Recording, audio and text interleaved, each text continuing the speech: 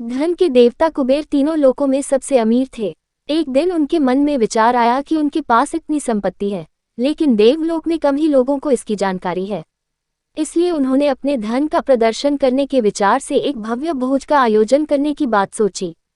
इस भोज में तीनों लोकों के सभी देवी देवताओं को आमंत्रित किया गया।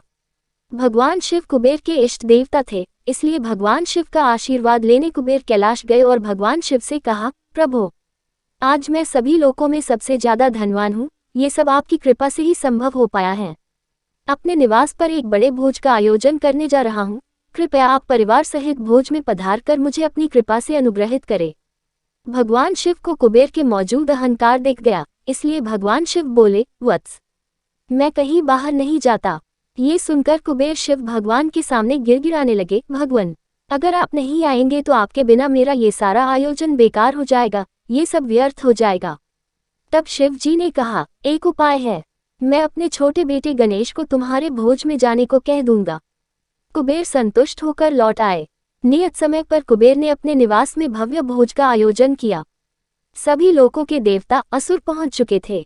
अंत में भगवान गणेश भी आए और आते ही कुबेर से कहा, मुझको बहुत तेज भूख लगी हुई है, मेरे लिए जल्दी से भोजन लाया जाए।